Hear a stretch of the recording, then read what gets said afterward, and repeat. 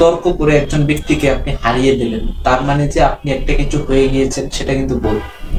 তর্ক কারা করে আপনি একবার খেয়াল করে দেখবেন, যারা বিনয়, যারা শিক্ষিত, সুশিক্ষায়, তারা কখনো তর্কে লিপ্ত হতে চায় না। আমাদের মধ্যে আমরা একটা উক্তি কিন্তু সবাই শুনেছি যে যার ইগো বেশি তার জ্ঞান কম, আর যার জ্ঞান বেশি তার ইগো কম।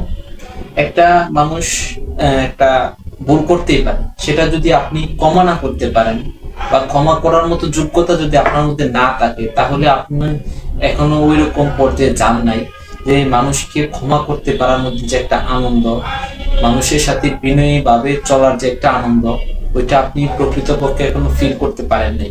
সেজন্য হয়তো আপনি এরকম ভাবে চলাফেরা করেন। সো মানুষের সাথে ভালো ব্যবহার করাটা, এটা হচ্ছে আপনার ব্যক্তিত্বের পরিচয়, এটা হচ্ছে আপনার বংশের পরিচয়, এটা হচ্ছে আপনার ফ্যামিলির পরিচয়। সো মানুষের সাথে ভালো ব্যবহার করাটা আমাদের সবার উচিত।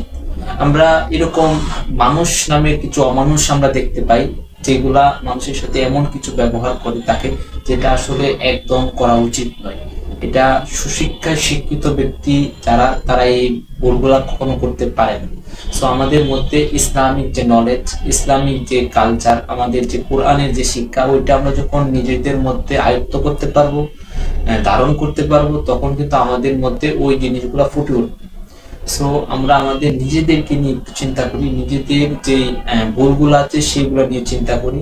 অন্যের ভুল আপনি যতই ধরেন আপনার কোনো ফায়দা হচ্ছে না, আপনি আপনার নিজের ভুলগুলো ধরেন, আমি আমার নিজের ভুলগুলো ধরি, নিজের মধ্যে কি ঘাটতি আছে ওইগুলা দেখি।